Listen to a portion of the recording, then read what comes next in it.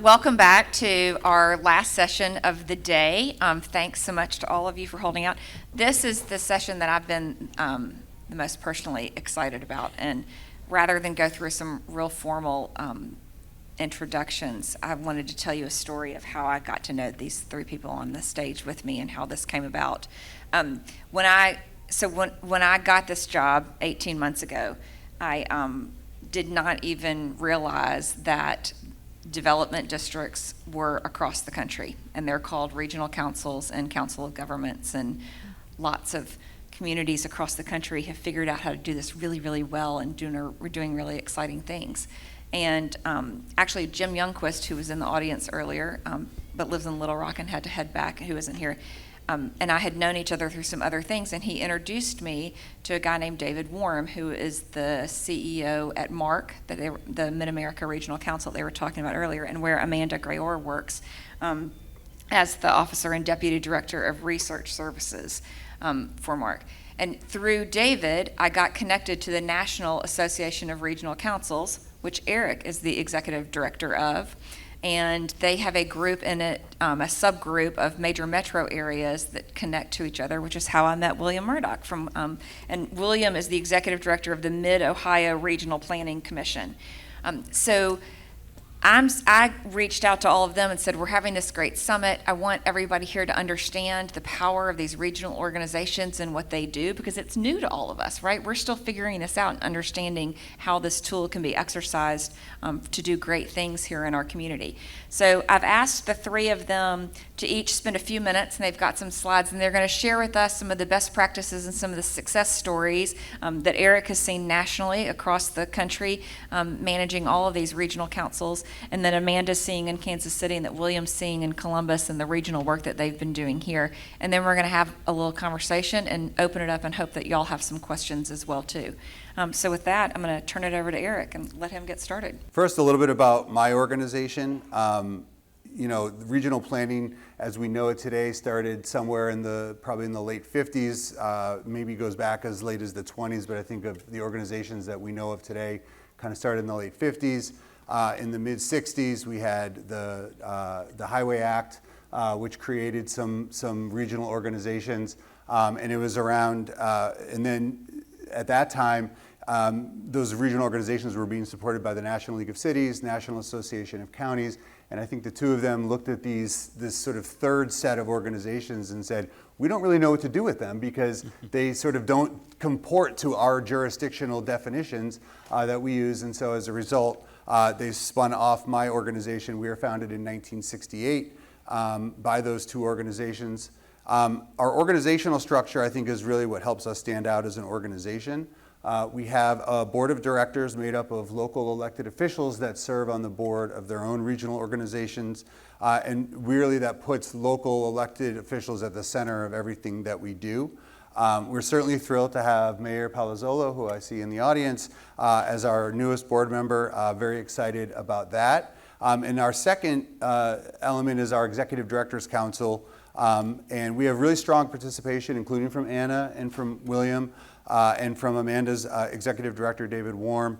And I think it represents sort of our highest calling as an organization, which is the opportunity to bring together regional leaders and others to learn from each other, to find best practices, to take things back home. We hear all the time, oh, I actually took that idea I heard from you last year and brought it back to my region and implemented it just the way you had done it, and it was fabulous. And we hear that time and time again. And so it's really important to get these leaders together and get them sort of thinking about some new ideas.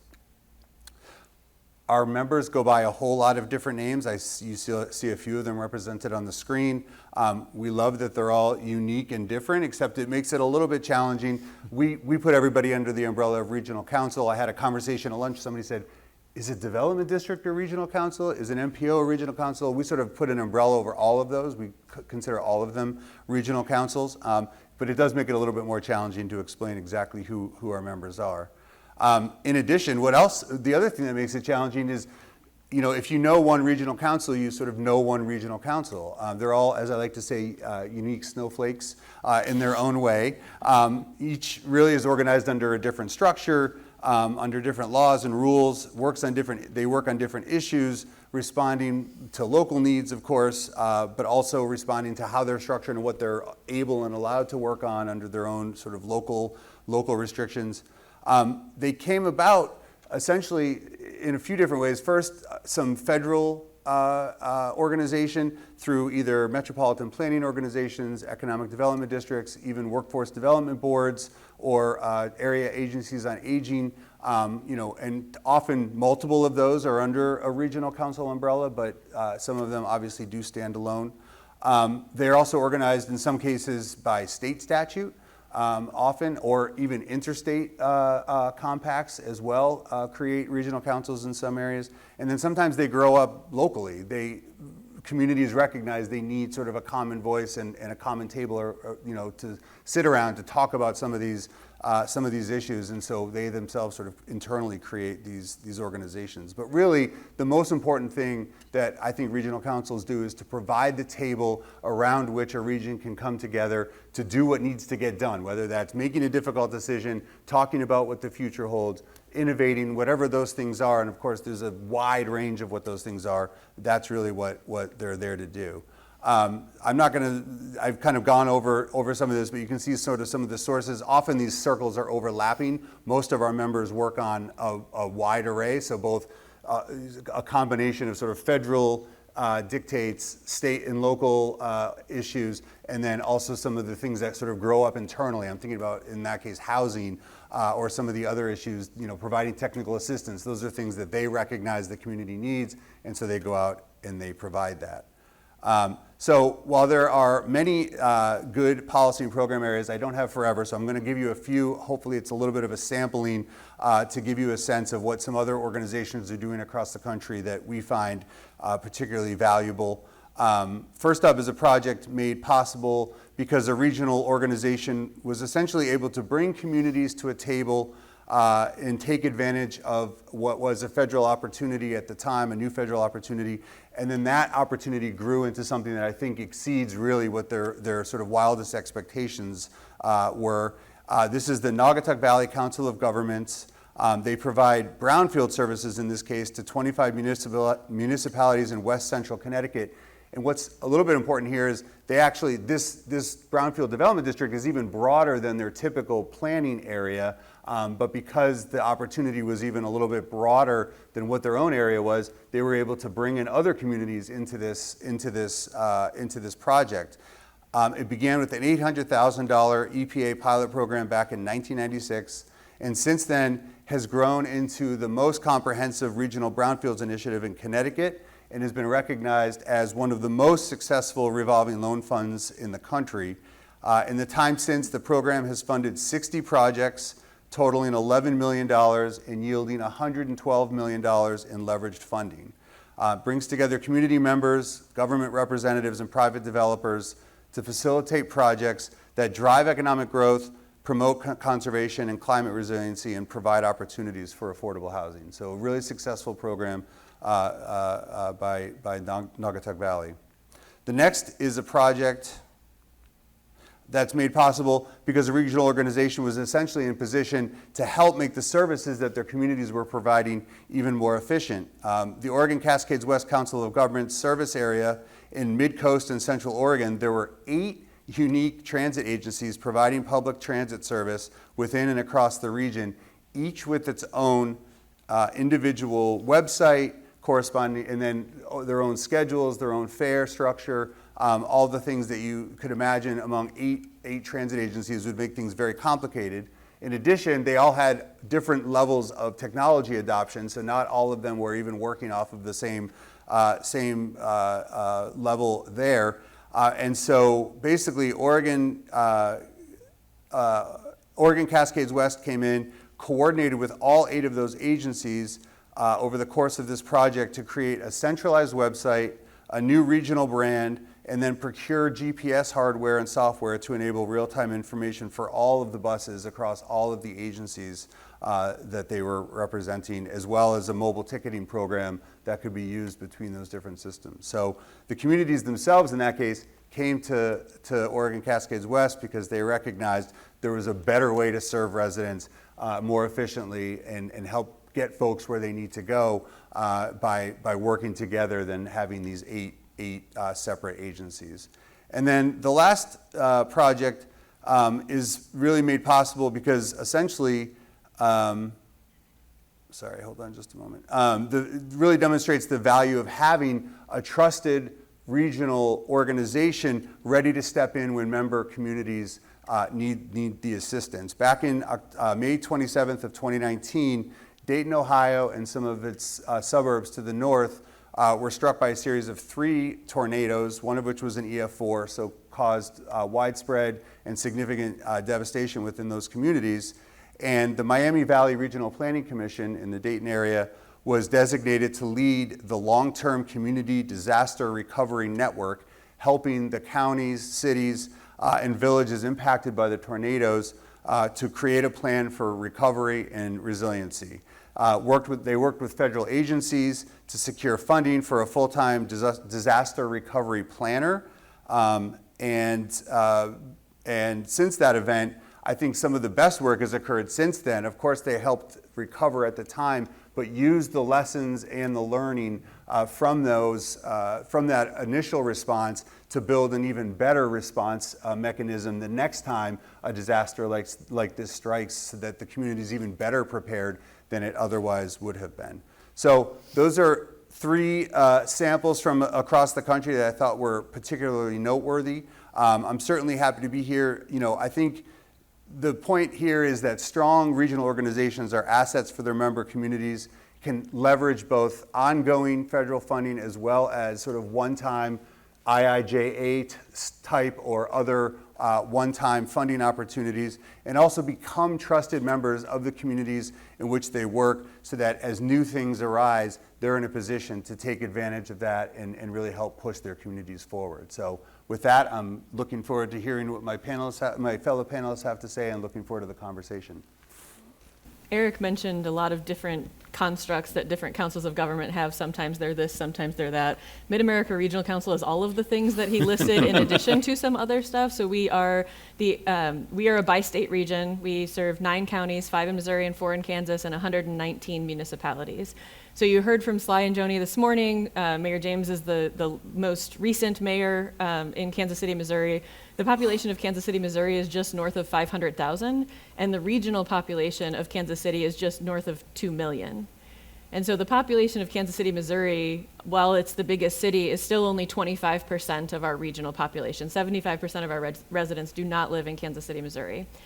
And Kansas City is also, because we're by state, but what is somewhat unique about multi-state areas is the population is spread pretty evenly on both sides of the state line. So we are not the biggest city in Missouri or Kansas. Wichita is actually the biggest city that's all in Kansas, and St. Louis is the biggest city that's all in Missouri. We're size competitive with St. Louis. They would still be a little bit bigger even if you included the whole region, but we're much larger than Wichita. But that means that the states are sometimes harder to get together, and we do a lot of things on a regional basis because we kind of have to. So Mid-America Regional Council, we are the area agency on aging on the Missouri side. We do early childhood, early Head Start and Head Start direct programs on the Missouri side.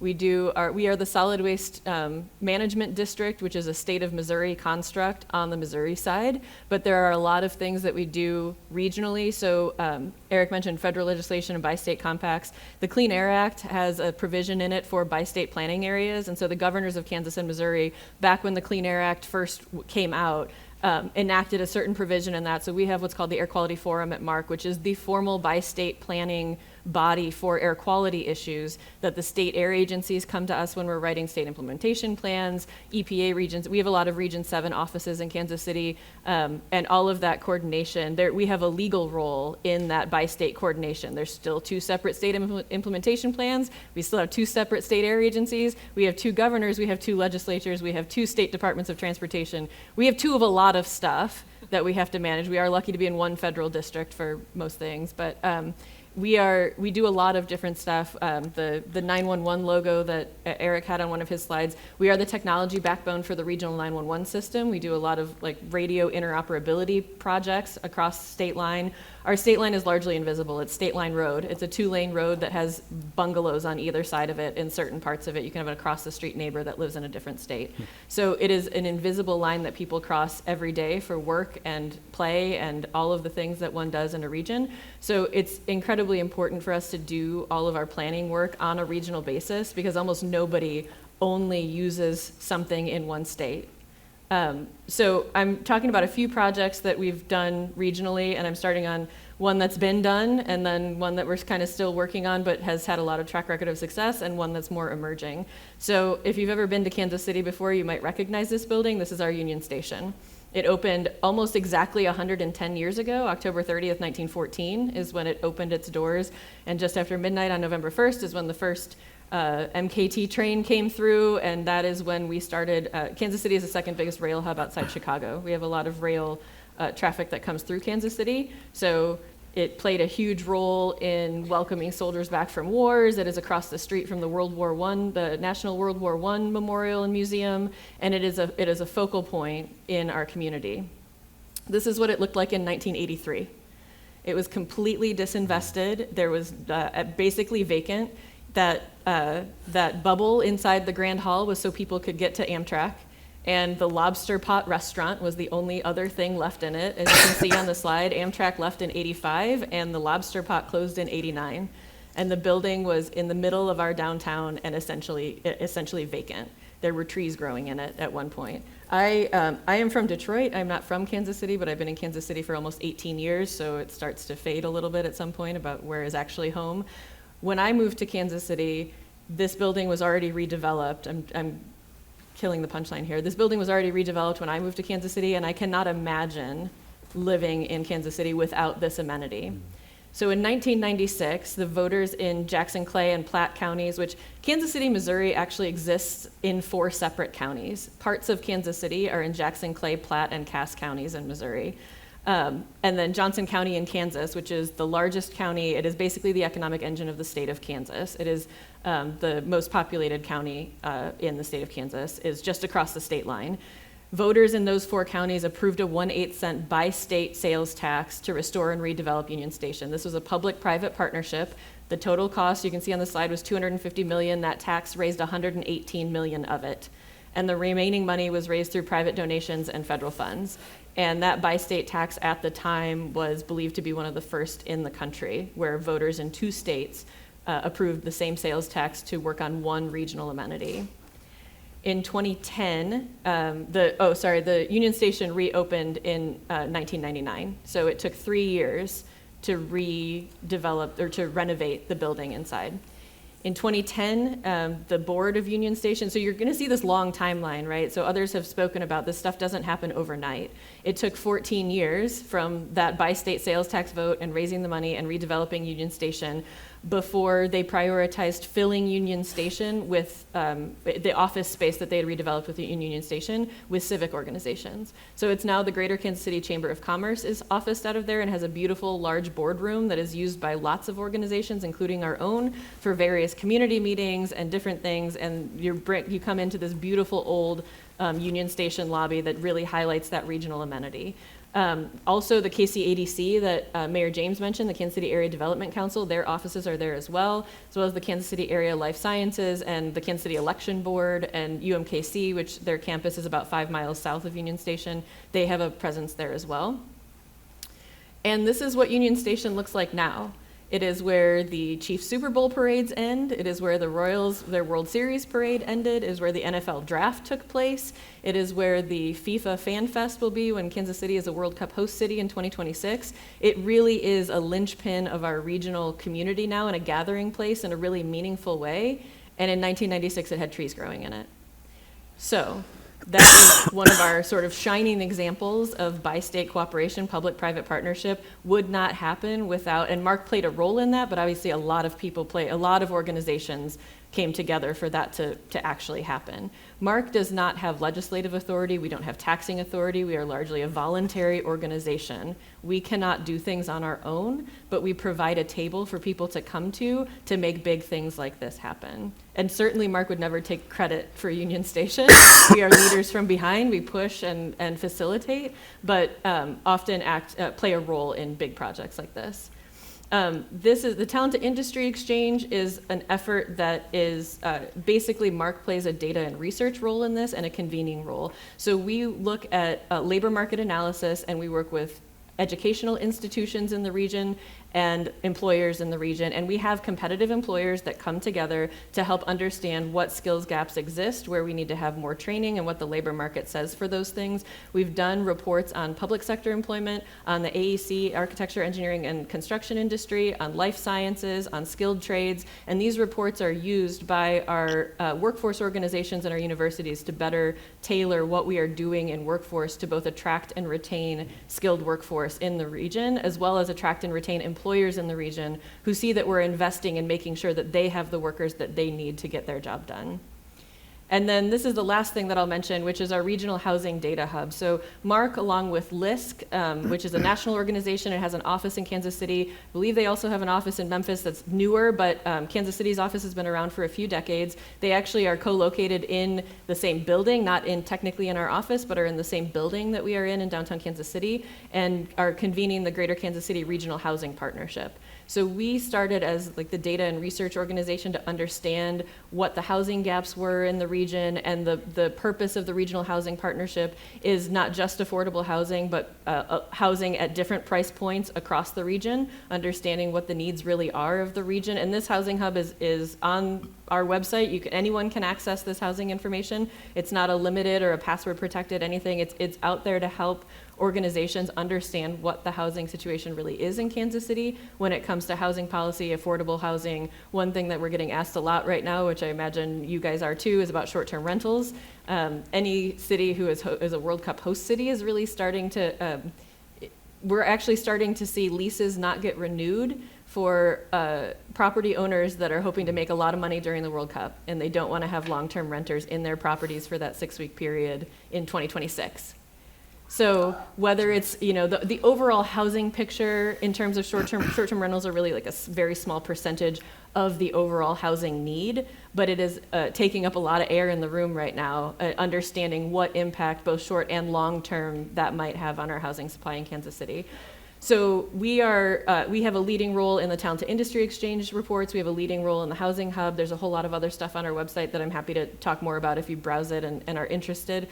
But these are just examples of things that, but for regional cooperation and coordination, these are not likely things to happen, and they support civic, they support private sector, they support our cities and counties in the region, our state agencies, in getting done what they need to get done and understanding what the priorities are of the Kansas City region.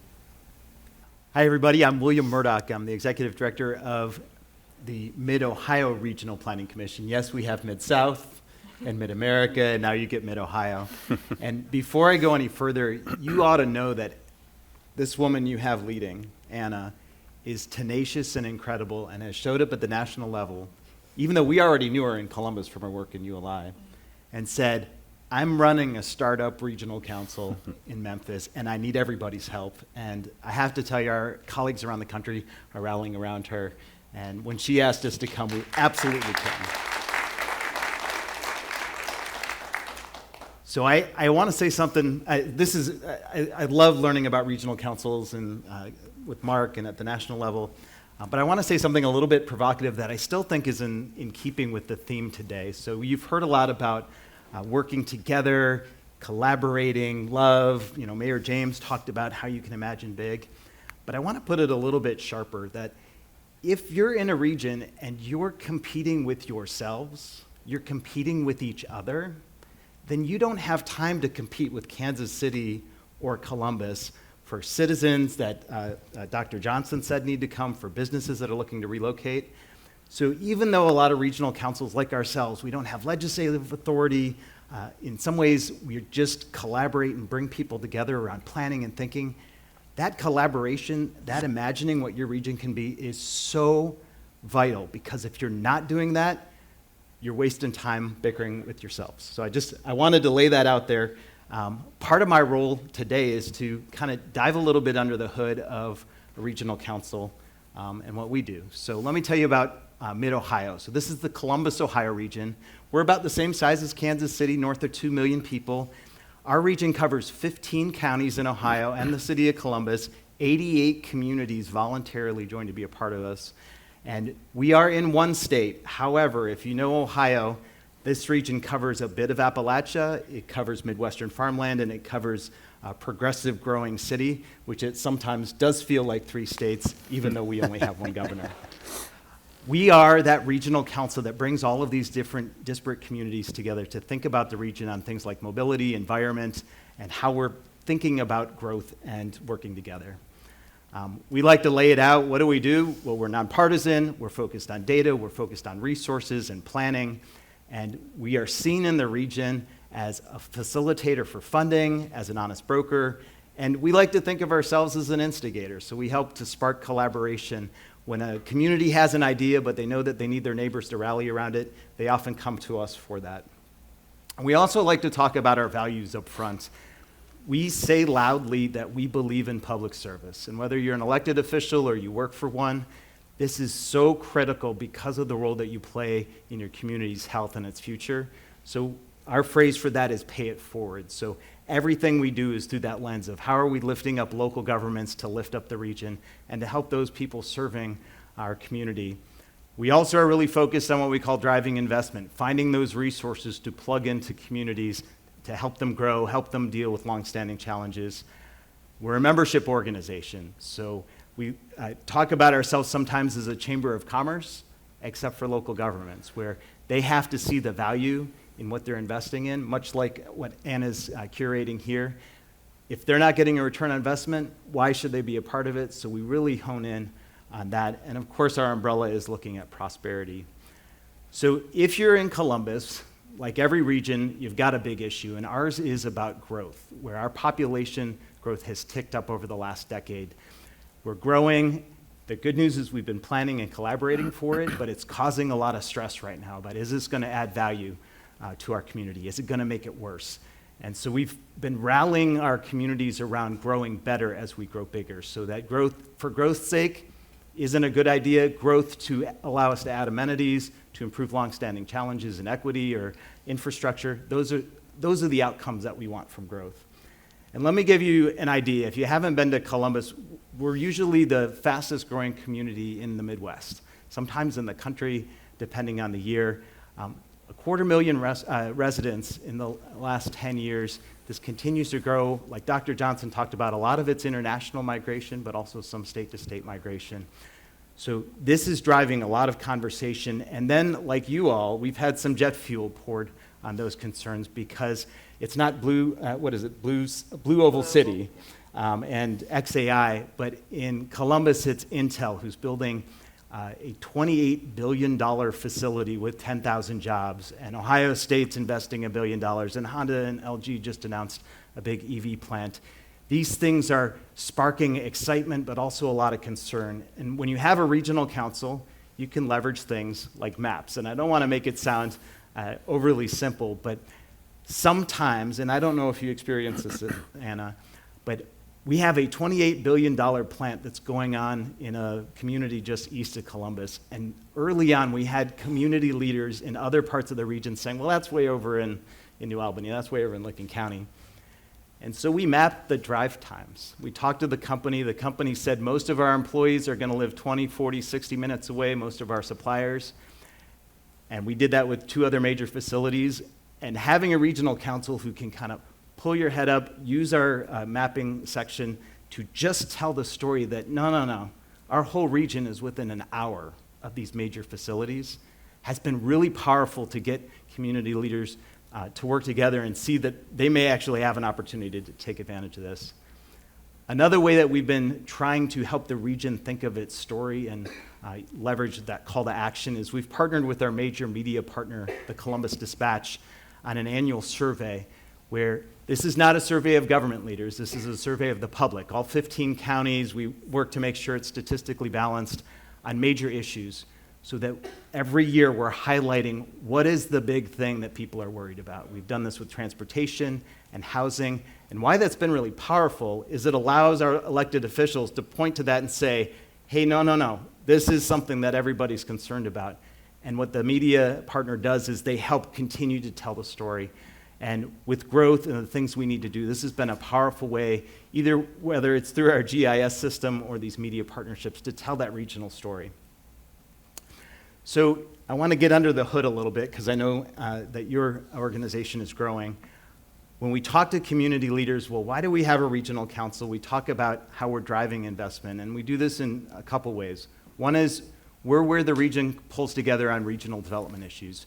We're the MPO, so that's the transportation planning for the urban area.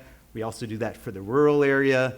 We have sustainability planning. We do public policy. We're the economic development district as well.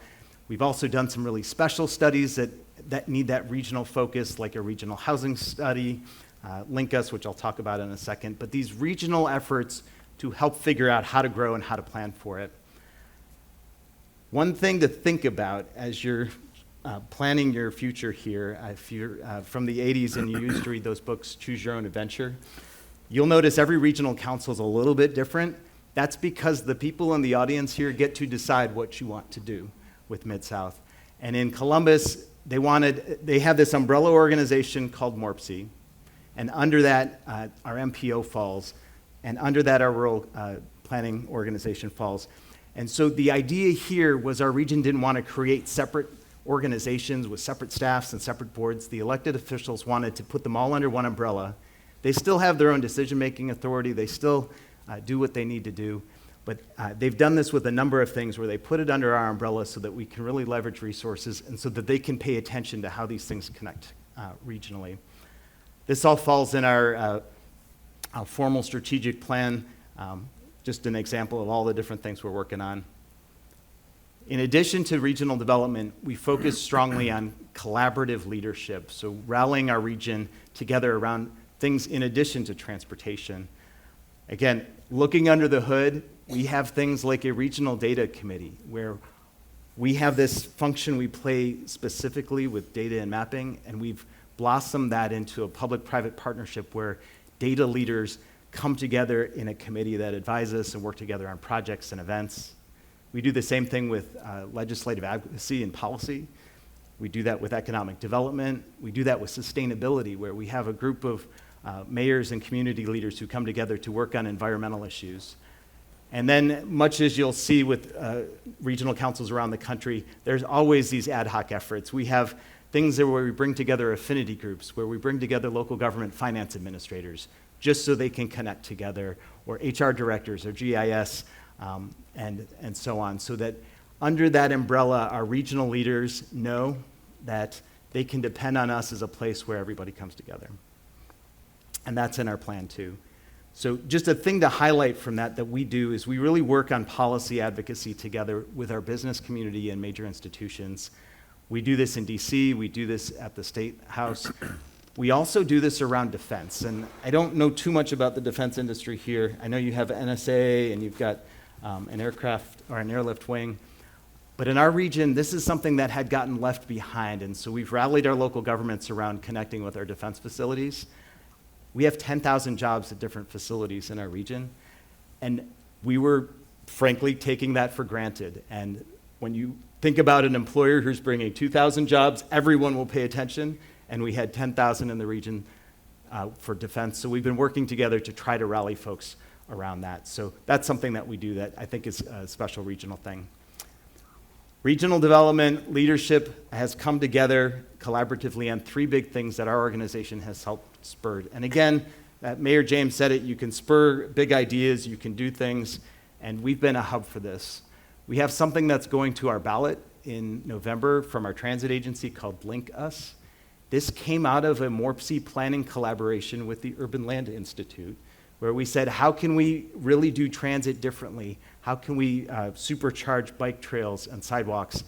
And this has rallied around, it took about 8 years. It's an $8 billion initiative that if the voters approve, will create 5 BRT lines, a significant increase in transit technology, and then about $50 million a year for sidewalks and trails that'll flow through us.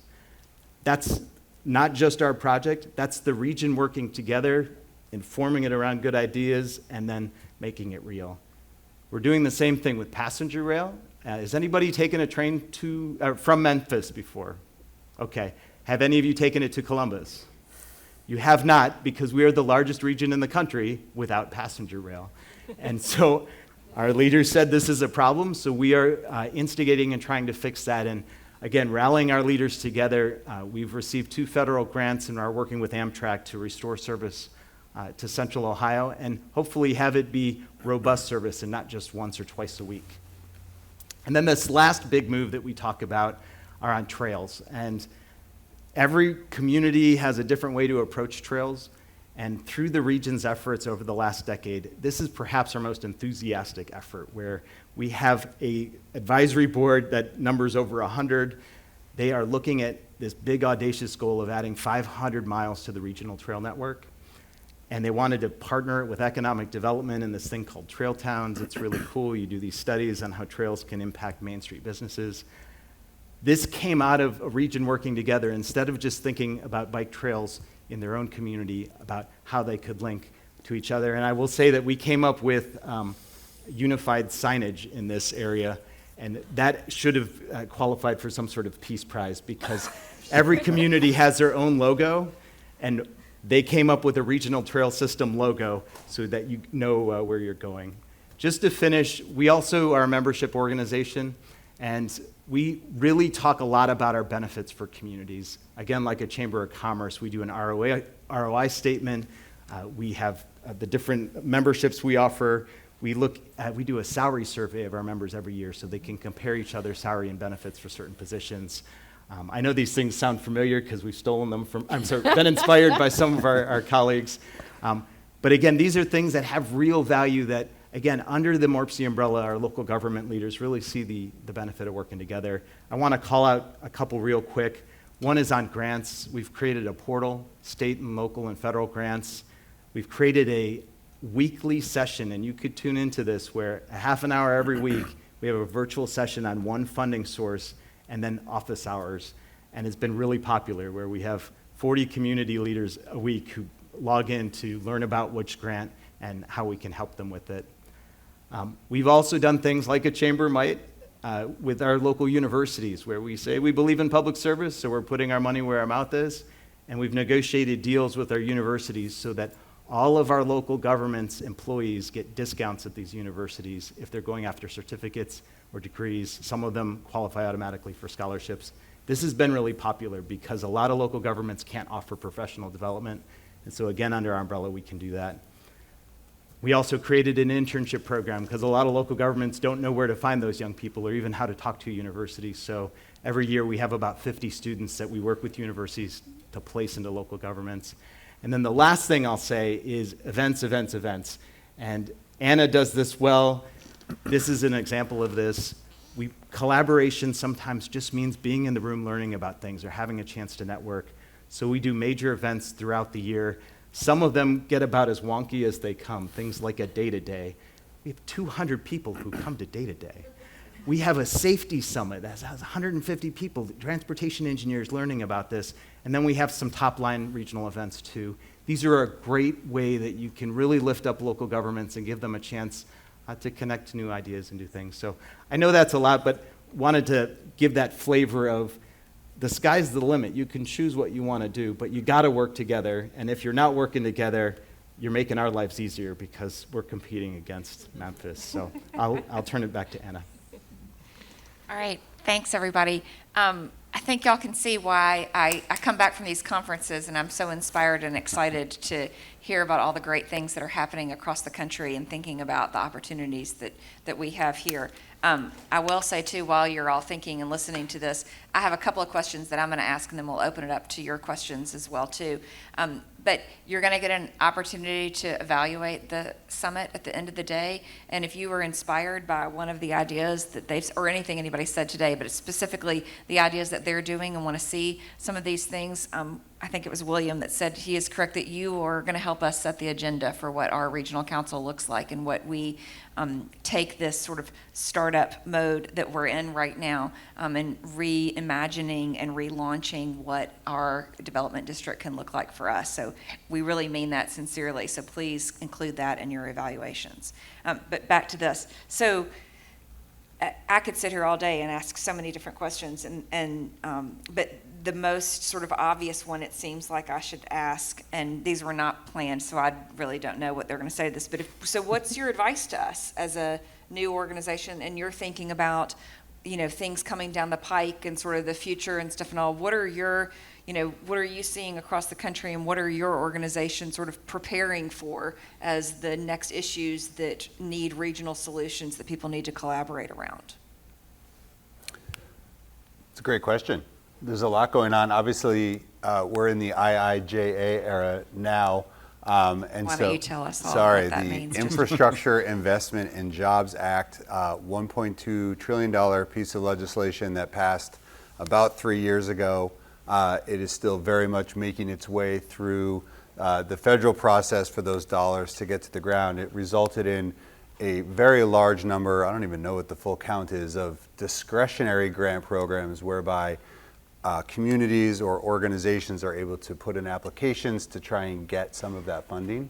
And so it really represented sort of a watershed moment. There's some question about whether that's going to continue. It's going to continue in some form. I don't think maybe it's in its full form that we got, but being prepared, this is the first time really in maybe a generation, maybe longer, where there was a reason to fill your project pipeline. There was a reason to dream big.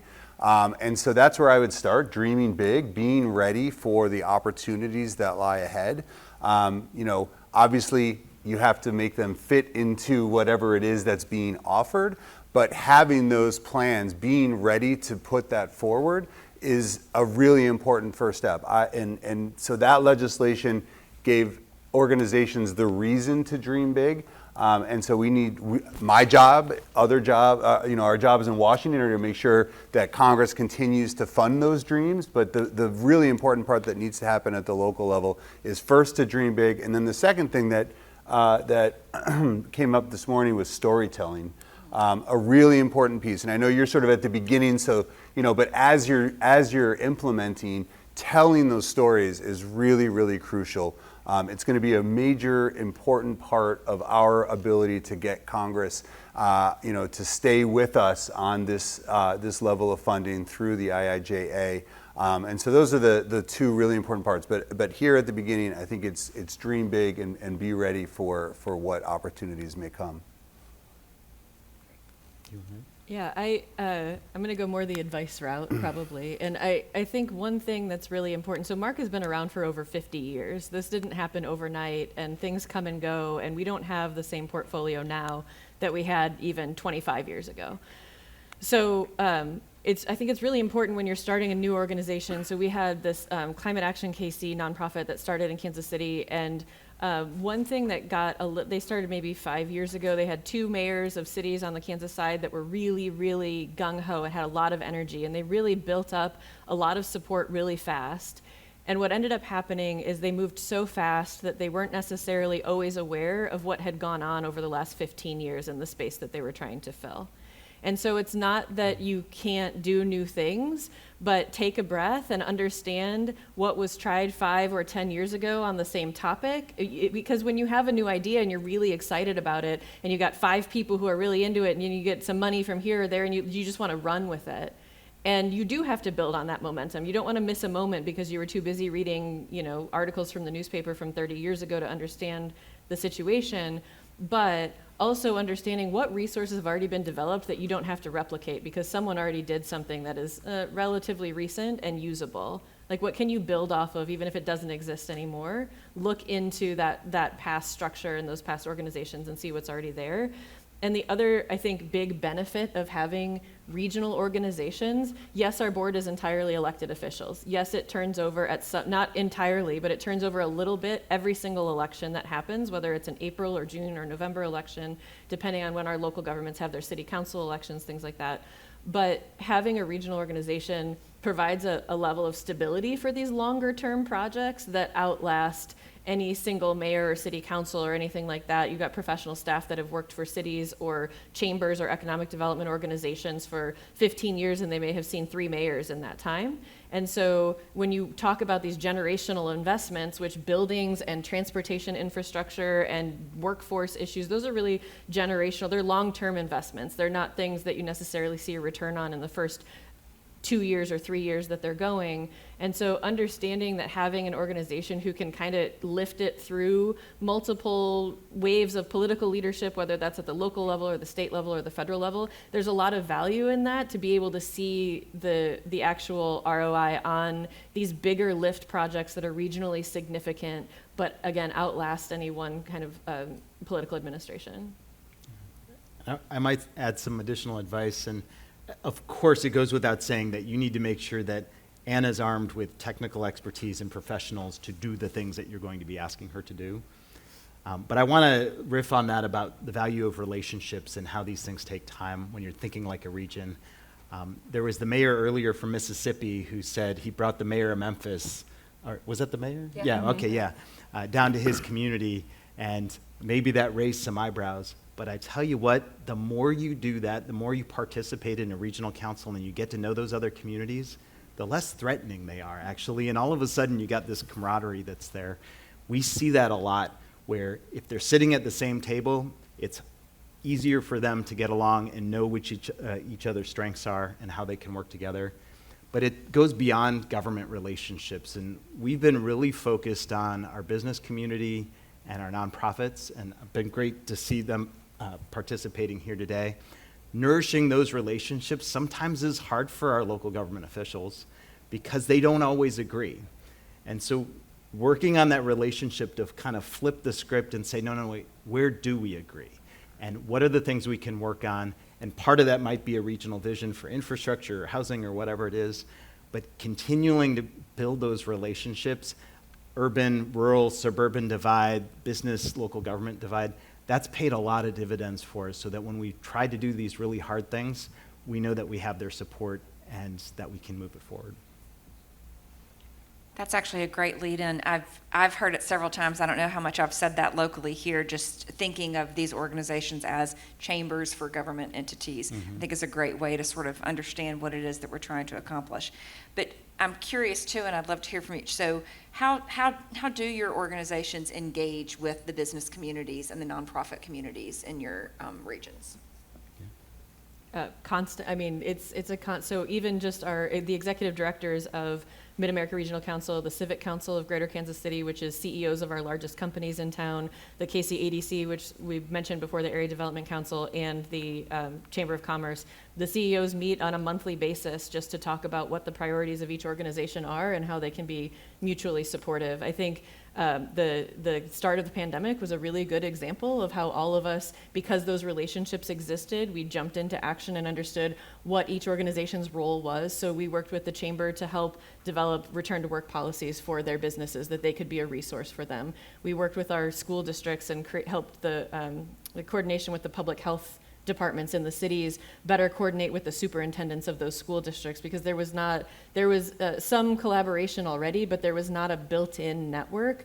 But there were these individual networks that could be called on in a pinch, and we were able to mobilize all of that very quickly because we work on projects together all the time. And so there's also committees through us. We are the Regional Homeland Security Coordinating Council and have committees of law enforcement and emergency management that meet on a regular basis and coordinate training and exercises for regional disaster preparedness, and we hold the regional hazard mitigation plan. And so we coordinate through all of these kind of planning efforts on an ongoing basis, which allows us, when we really need to call on those partnerships, we coordinate with our Nonprofit Connect, which is an organization in Kansas City that kind of clusters nonprofit professionals together. And I think one of the things, we recognize what the role of each organization is. We're not trying to be everything to everybody, and so we recognize that working together in each of our strengths is how we actually make the largest impact in the city, and we don't try to recreate things that, like, so for example, Arts KC is a regional arts nonprofit, and they do grant making,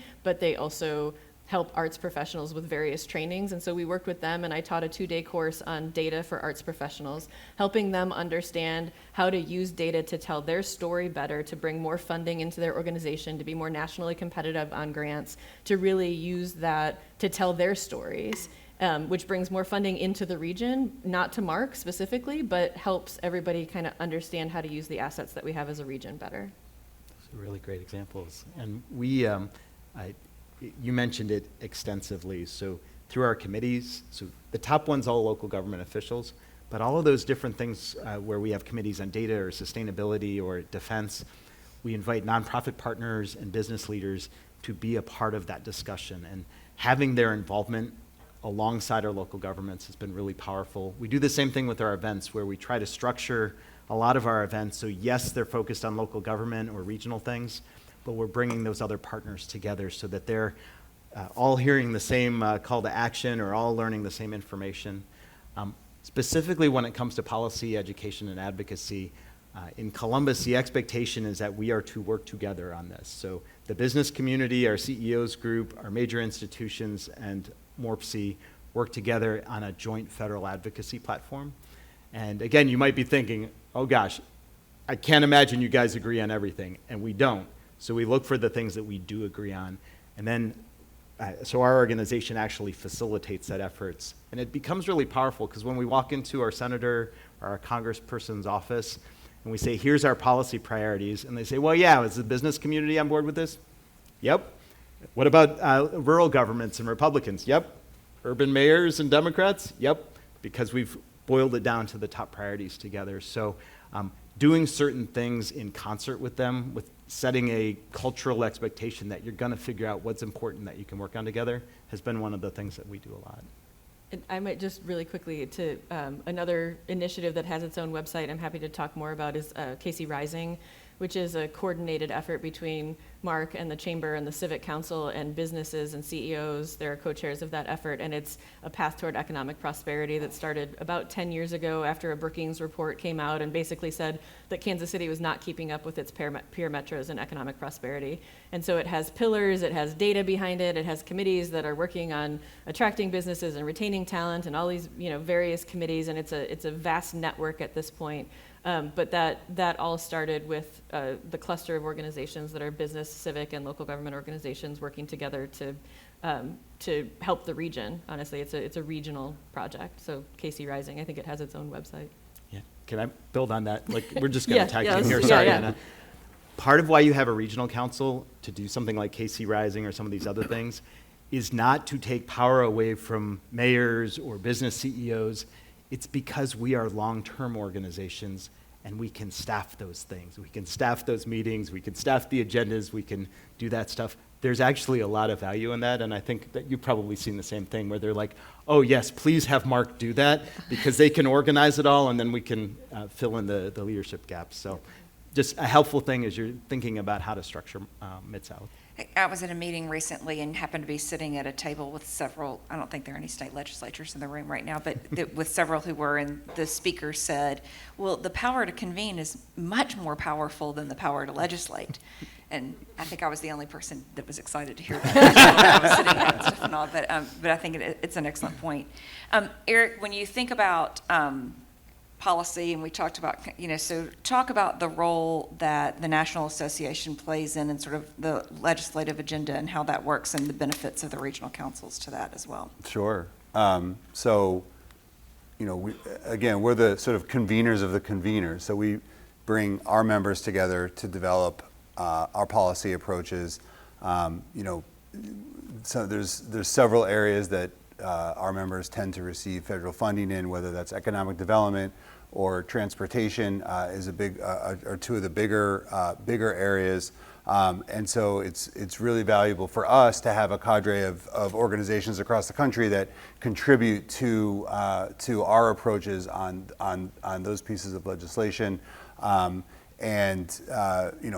that, some of the core funding that our members receive comes from that process and from those pieces of legislation. So it's really valuable for us to have the voices behind us of our members and take those voices up to Capitol Hill so that they hear what the priorities are, what the areas of change and improvement are, what focus areas, you know, they're hearing from at the local level. Of course, you know, everybody's going up, everybody has their priorities. So in addition to us going up, we also work in coalition, very importantly, with a number of organizations, a number of other associations in Washington, including the National League of Cities, National Association of Counties, the Association of MPOs, the National Association of Development Organizations, all of us pushing together in one direction to make sure that our members' voices are being best represented.